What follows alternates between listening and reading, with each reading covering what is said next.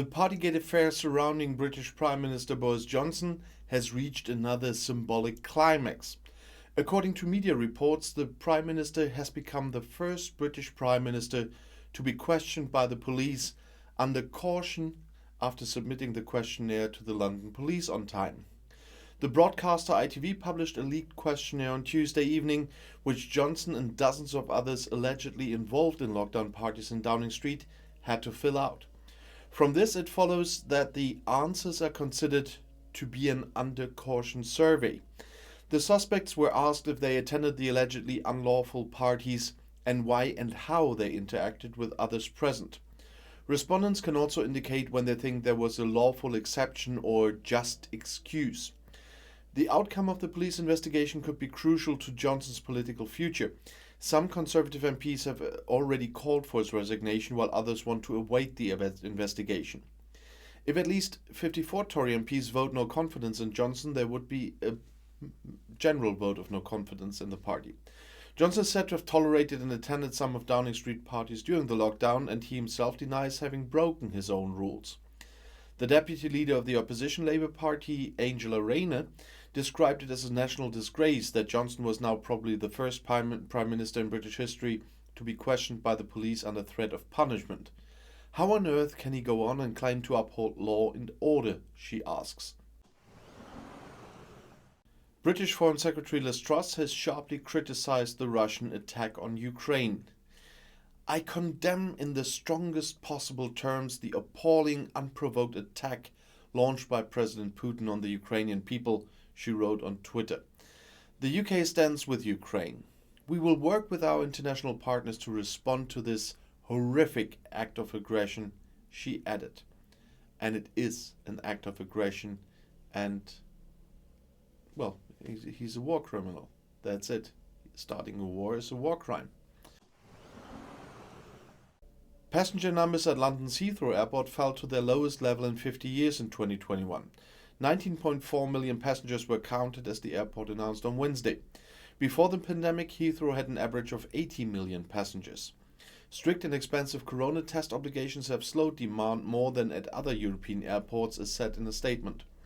It will take a little while, a few years, before we get passenger numbers similar to what we were before the pandemic, Heathrow boss John Holland-Kay said in a BBC interview. He expects it in 2025 or 2026, and 2022 started weaker than expected. However, high demand is expected in the summer. In the meantime, there are no longer any mandatory tests in Great Britain when entering the country from abroad.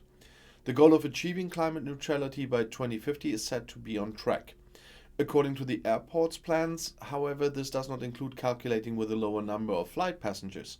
Instead, they want to use more efficient aircraft and increasingly switch to sustainable fuels. British Foreign Secretary Liz Truss has defended her government's previous sanctions against Russia after criticism.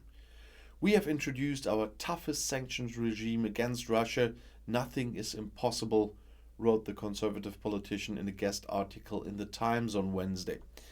After the escalation in eastern Ukraine, British Prime Minister Boris Johnson announced on Tuesday that he would impose sanctions on 5 Russian banks and 3 extremely wealthy Russian citizens. All 3 businessmen are considered close allies of Russian President Vladimir Putin.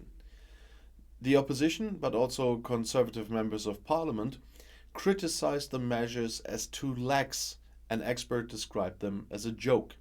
In her contribution, Secretary of State Truss announced that she intends to further restrict the ability of the Russian state and Russian companies to raise money on British markets. In addition, sanctions against members of the Russian Duma are under consideration. According to the BBC, however, appropriate legal changes would first have to be introduced for the latter. But after what happened now with the invasion, there definitely will be tougher sanctions, and I'm quite curious how they will be.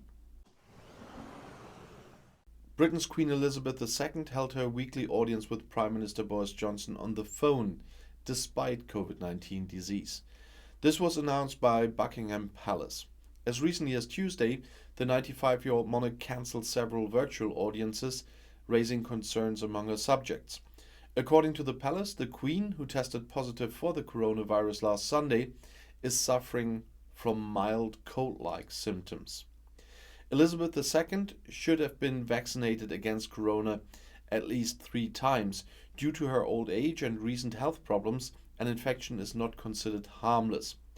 In the past year, she had to cancel several events and was ordered to rest by her doctors. When the Queen received guests for an audience at Windsor Castle last week, she also hinted at walking difficulties. A spectacular mosaic find from Roman times has caused a stir in the British capital. The 2nd, early 3rd century mosaic was discovered during construction work near London Bridge and may have belonged to a complex where wealthy travellers could stay and eat. The mosaics accordingly adorned a room called the triclinium, which housed the dining sofas of the same name. The spectacular find came to light during construction work. The archaeological department of the Museum of London, which is involved in the excavation, announced this week that it is the largest mosaic find in the British capital in half a century. According to one expert, the elaborately decorated floors belong to craftsmen known as the Acanthus group. One of the patterns closely resembles a mosaic discovered in Trier in Germany. It can therefore be assumed that the mosaicist worked in both places. Among other things, highly abstracted plans and geometric patterns are depicted. The scientists found traces of a luxurious Roman house nearby. Smaller objects were found there, such as an elegant bone hairpin, a bronze brooch, and a sewing needle. These finds are associated with women of high social status who followed the latest fashions and hairstyles, Antonietta Laerts of the Museum of London told The Guardian. It was the heyday of Roman London. In London, a 7 square meter apartment was sold for the record price of £90,000 sterling. That's the equivalent of almost €108,000. The starting price was £50,000. It has been now outbid by 80%. When the apartment in Lower Clapton, a district in East London, came onto the market, it made headlines, including in Germany. That's why I included it in one of my videos. The apartment consists of one room, and the furniture includes a loft bed under which there is little storage place. The kitchen facilities include a microwave and a shelf. The foldable table can be used for both eating and working. The separate wet cell accommodates shower and toilet. According to The Guardian, it's probably the smallest apartment ever sold in the city. In social networks, it was described, among other things, as a noble cell. The price of £90,000 that has now been achieved sounds gigantic. In fact, the commissioned Halifax auction house had expected significantly more. In May 2017, the apartment changed hands for £103,500. Halifax expected more than £130,000 this time. As The Guardian reported, the flat brings in £800 a month in rent. The current tenant only spends 1 or 2 nights a week in the apartment to have a shorter commute to work. The case once again illustrates the brutal selection that prevails in the London real estate market. In this context, The Guardian recalled the TV presenter Kirsty Allsop. She recently caused an outcry when she explained how young people could save the capital they need to buy a property, by saving on the gym, weekend trips with EasyJet, or by cancelling their Netflix subscription. More than half of Britons are finding it hard and harder to meet their monthly household budget than they were a year ago. The highest share in almost 10 years as inflation mounts, an opinion poll published on Thursday showed. The survey by Kantar Public showed 52% of people in Britain were feeling the pinch more sharply than in February 2021, up to 8 percentage points since January, and almost double the level of March 2020 at the start of the coronavirus pandemic. 51% of respondents thought the economy was doing worse than it was a year ago, up 12 points from January. Britain's inflation rate hit a 30-year high of 5.5% last month and is on course to peak at about 7.25% in April, according to the Bank of England, when domestic fuel prices are set to jump by more than half. The Kantar poll showed 45% of respondents believed reducing the cost of living for households should be a priority for the government. Chancellor of the Exchequer Rishi Sunak announced measures earlier this month to soften the hit from the energy tariff increase. But he has resisted pressure to postpone a planned increase in social security contributions, which is also due to start in April.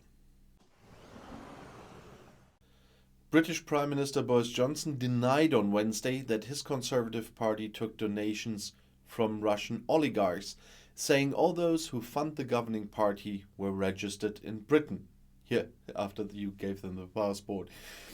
After Russia heightened fears of a full-scale offensive against Ukraine, which now happened, some opposition lawmakers have accused the government of failing to impose tough sanctions against Moscow because of donations of what one called dirty Russian money.